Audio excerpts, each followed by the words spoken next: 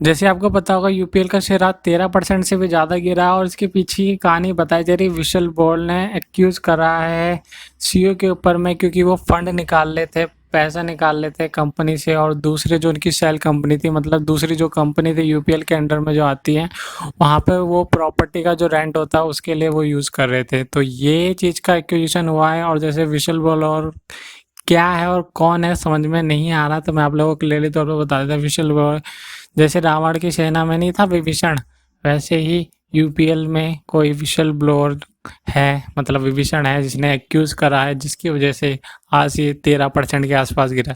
अब देखिए, मुझे टेक्निकल्स में ना सबसे बढ़िया चीज़ क्या लगती है कि आपको डायरेक्ट कुछ नहीं करना, कहीं की कुछ कहानी नहीं है, डेली बेसिस पे देखिए वॉल्यूम बिल्कुल साधारण तौर पे चल रहे हैं, कुछ ज़्यादा 4-5 मिलियंस के आसपास कह सकते हैं। और आज ही के दिन आप वॉल्यूम्स तो देखेंगे इसमें 87 मिलियन, मतलब समझ रहे हैं आप कितना ज़्यादा, 8 करोड़ 70 लाख शेयर एक ही दिन में ट्रेड हुए हैं, जबकि 40 लाख या 50 लाख के आसपास में ट्रेड होते हैं, और आज 8 करोड़ के आसपास में, 8 से 9 करोड़ के आसपास में ट्रेड हुआ है। तो इससे यहाँ से साफ पता चलता है कि यहाँ पे काफ़ी लोगों ने फेथ खोया अपना, और यहाँ पे अपना पैसा निकालने की सोचा कि जब मैनेजमेंट पैसा अगर निकाल रहा है कंपनी से, तो हम शेयर में क्यों टिके, हम भी अपना पैसा निकाल के निकलते हैं यहाँ पे।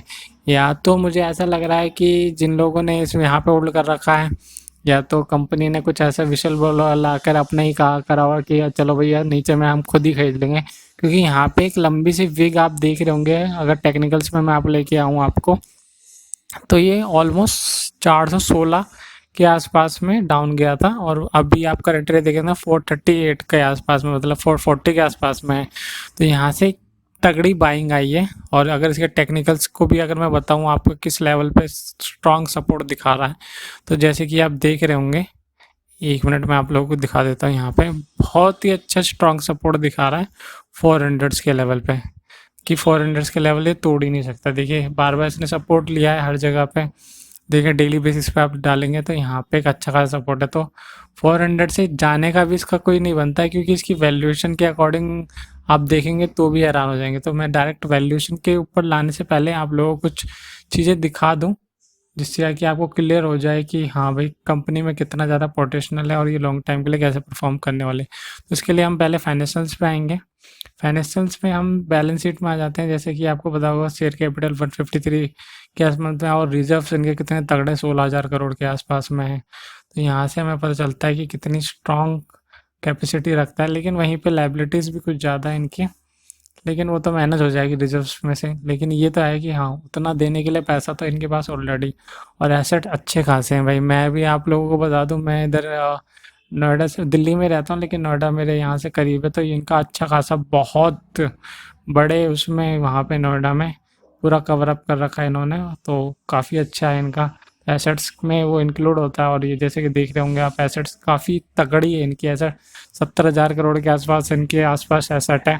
अब इसकी रियल वैल्यूएशन के ऊपर मैं आपको लेके आना चाहता हूँ, और उसके लिए मैं ये वेबसाइट का यूज़ कर रहा हूँ। आप भी कर सकते हैं इस वेबसाइट का यूज़। आपको दिखा देता हूँ, सिंपली वर्ल्ड स्टॉट। यहाँ पे क्लियरली तौर पे पॉइंट टू पॉइंट दिखा रखा है किस वैल्यूएशन पे से होना चाहिए, किस प्राइस पे, ये सारी चीज़ों के बारे में बता रखा है, कितनी हिस्सेदारी किस किस की है।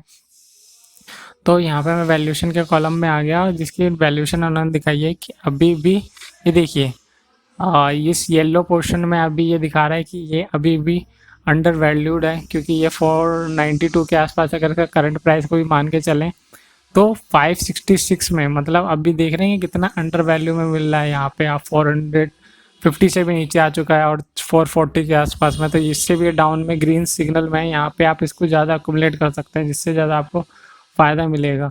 और इसकी फाइनेंशियल हेल्थ में मैं इसकी एसेट्स को कंपैरिजन करूँगा लायबिलिटीज़ के साथ में, तो यहाँ पे आपको क्लियरली तौर पे एक से अच्छी पिक्चर देखने को मिलेगी, क्योंकि एसेट ज़्यादा है लायबिलिटीज़ कम है। तो ये ऐसे होके मैनेज भी हो जाएगी, अगर आपको लगता है कि डिफ़ॉल्ट भी करेगी अगर फ्यूचर में। डिविडेंड वाले पे भी लेके आ जाऊँ, तो इसने 6 रुपये पर ईयर आपको दिया डिविडेंड, और जैसे मार्केट हिसाब से चल रहा है तो अच्छा, ये 1-8% के आसपास में इसने दिया है। तो ये भी ठीक है, डिविडेंड भी इनके अच्छे रहते हैं, और जिस हिसाब से वो ग्रोथ भी दिखा रहा है वो काफ़ी ज़्यादा अच्छा रहता है। तो मेरा यही कहने लगा, एवरी डिप में इसको बाय का मेरा पूरा चांसेस है कि 400 के लेवल पे के नीचे अगर मिलता है, तो मेरे को लगता नहीं 400 के नीचे के लेवल्स पे आपको मिलने वाला है, लेकिन फिर भी अगर मिलता है तो आपको एवरी डिप में इसमें बाय करना चाहिए, क्योंकि केमिकल सेक्टर में बहुत ही तगड़ा शेयर है।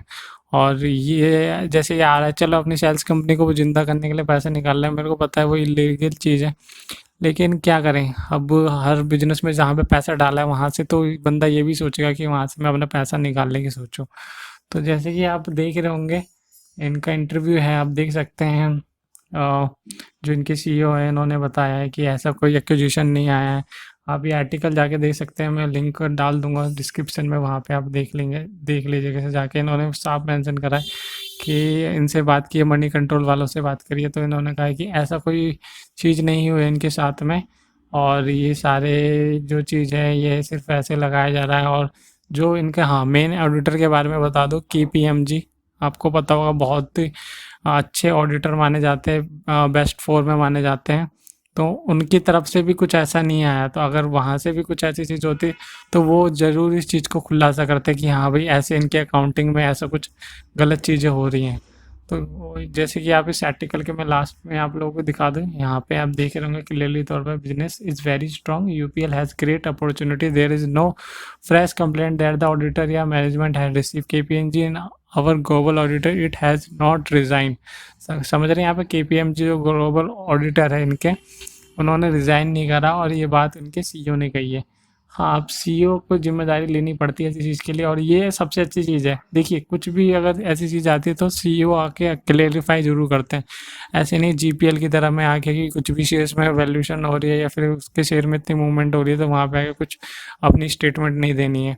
तो एक अच्छा इनिशिएटिव लिया, तो ये एक अच्छे मैनेजमेंट की निशानी मानी जाती है।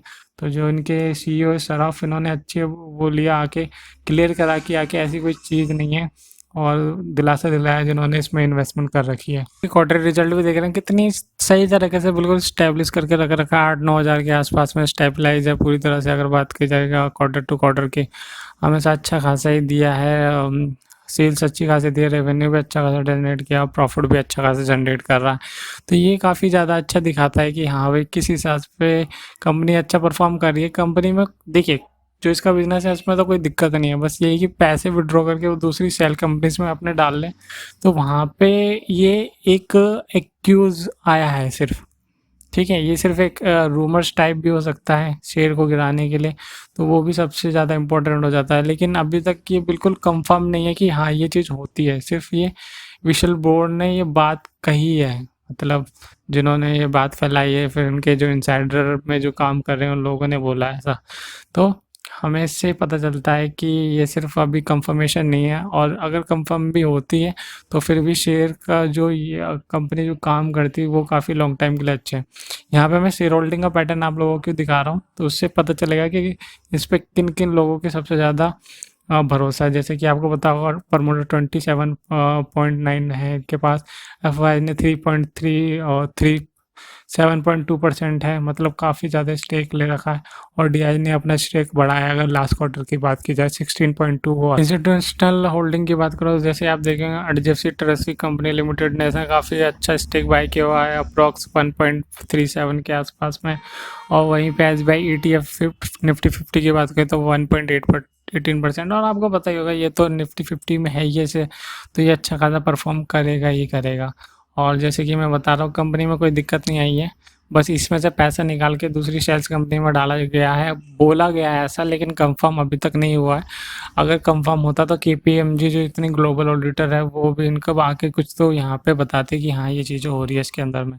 तो अब भी आपको कोई पैनिक करने की ज़रूरत नहीं है, और मेरा इसमें यही राय रहेगा कि एवरी डिप में आप बाई कीजिए, और लॉन्ग टाइम के लिए आपको अच्छा रिटर्न मिलेगा, या फिर अच्छे रेट में आपको अभी मिल रहा है तो आप ले सकते हैं। और 400 का एक स्ट्रॉन्ग टेक्निकल सपोर्ट है इसका, अगर इसको तोड़ता है तो फिर तो मेरी एंट्री नहीं रहेगी कि इसको बाय करने की, लेकिन फिर भी इसके नीचे जाएगा तो मैं कंफर्म श्योर मैं तो खुद बाय करूँगा। लेकिन अगर ये 400 के लेवल के नीचे रहता है तो आप लोगों को थोड़ा अवॉइड करने के लगाऊंगा, और अगर 400 के ऊपर ही स्टेबल रहता है तो आप इसमें और एक्यूमुलेट कर सकते हैं इतनी पोजीशन। फिर भी आपको कोई चीज़ें समझ में नहीं आ रही है तो मेरे को कमेंट में करके ज़रूर पूछिएगा, और ये आपको इंपॉर्टेंट लगी होगी तो इसे लाइक करके जरूर जाइएगा। मिलता हूँ आपसे नेक्स्ट वीडियो में।